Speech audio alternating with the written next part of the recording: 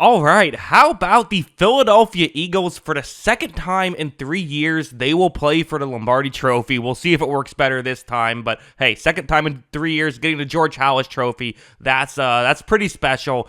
They played really well in this game. The offense was great. The defense was great. Let's talk about the offense. We'll talk about everyone, from Jalen Hurts to Saquon Barkley and everybody in between. A lot of good stuff here. Let's get into it.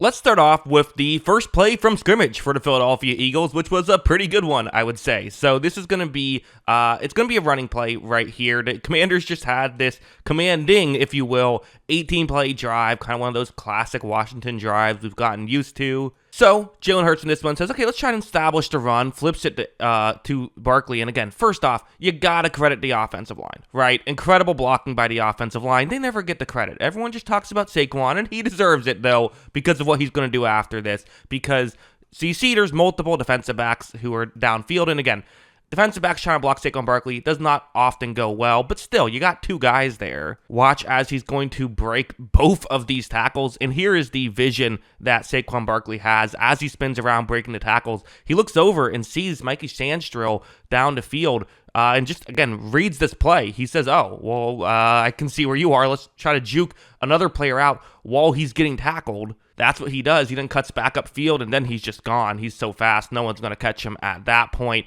And that's kind of your tone-setting drive, your tone-setting play. It wasn't even a full drive. Really good stuff there by Saquon Barkley and the offensive line as well. Come on, got to give the O-line some credit. So then we had this situation, which was, so it was announced really early on that all of a sudden the Eagles weren't going to have their starting center in this game, which is kind of a big deal. So the guy who's playing center, he played center in college, but is someone who's only played one game at center in the NFL. That was the last game of the season game. So he's really at this point more of a guard than a center, but at least has some experience there. But more importantly, they just don't really know how to play with each other just yet, right? You have new guys stepping up. In theory, there's 3 offensive linemen to block 3 defensive players for the Commanders. This is no issue. You should be able to block this with ease, right? However, they just screw up this assignment, and because of that, a player gets through completely untouched. Frankie Louvu, give credit to him for making the sack. But that ended up being a big play because they were in field goal range. This pushed them back to where it was a long field goal that they probably would have made had that sack not happened. They ended up missing the field goal. So definitely a big play in the game. Definitely a mistake there. And this is kind of becoming an issue for the Eagles. Again, definitely hurts, though, not having the starting 5 out there and not even practicing with the 5 that you end up having out there. That's tough. But also talking about huge plays, I mean, the game kind of turned on this play. If you think about it, it's a 2-point game. The Eagles are up. If they don't convert this here, almost certainly you have to feel like the Commanders, they at least have a good chance at getting in field goal range and killing the rest of the clock, being up at the half. 4th down and 5, you want to convert here if you're the Eagles. And again, that's what these two teams do. In these spots, they go for it. You see on the screen, the broadcast circled him for me, A.J. Brown running a deep shot against Marshawn Lattimore. I mean, you have one-on-one. A.J. Brown, I mean, how often have we seen Hurts look to him in these situations over the years? So first things first, you see that Hurts takes the snap, fires down the field. This is just a big win by Brown. You get that big completion, so you already have that. Lattimore can't even play the ball right here, so huge job by Brown to get a window.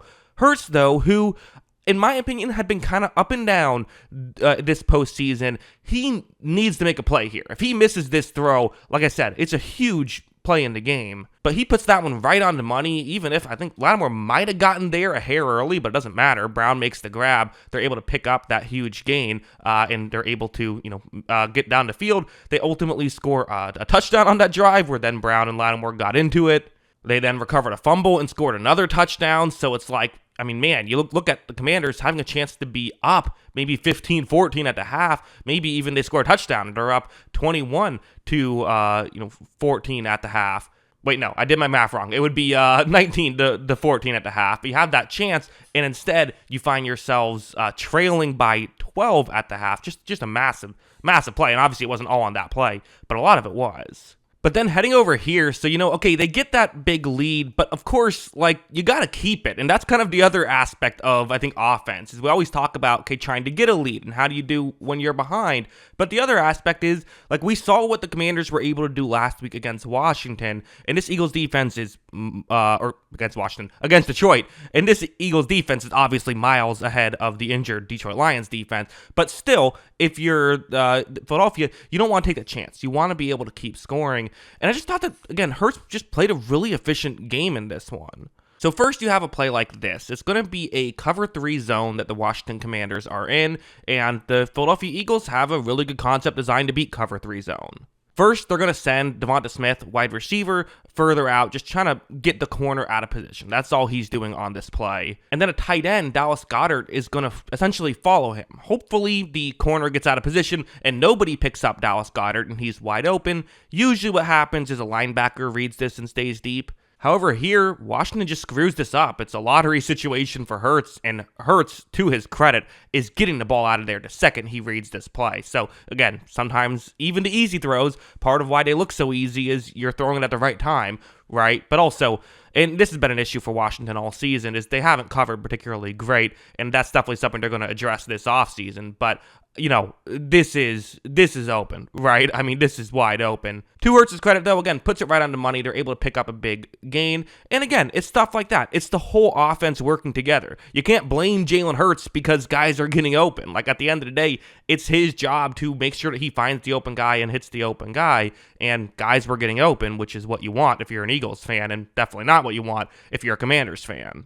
Also heading over here, so this is another great example. So obviously Saquon was great. I showed the play early on, did a lot of nice runs. This is also, it's a little one, but this is a good one as well, where it's going to be, so you see the blocking concept on the screen. This would be if you hand the ball off, kind of what you have to do, right? Okay, you do it a little bit differently, but you get the idea in terms of those are the amount of blockers that you have. But here's the value of having a quarterback like Jalen Hurts who can run with the football. Saquon Barkley is going to run up, and he's going to kind of lead block on this play. And one of the things you love about Saquon Barkley is, listen, again, I showed the rushing. The rushing is amazing. It's fantastic stuff. But he's not just a runner. He can do the dirty work. He can do a play like this where he just runs up to block a linebacker at the next level. As you see, that's going to be exactly what he does. He moves forward, everyone gets blocked, and then Hurts is able to get into the end zone for a touchdown. Saquon will also do the blitz picking up, all that stuff. And again, it's Hurts' legs being able to pull these kind of plays off. It's just all working together. So yeah, I mean, those are my thoughts. Again, really strong performance. I really like what Hurts did, and I've been a little critical of him these past couple of weeks. This is the Jalen Hurts you want to see, playing their best football at the best possible time. Again, will they get their revenge on the Chiefs, or will the Bills play in the Super Bowl? Remains to be seen, at least for my time frame. You might be watching this later, but either way, should be a fun game. But yeah, those are my thoughts. What are yours? Let me know in the comments below. Always love hearing from ya, and of course, as always, thanks for watching.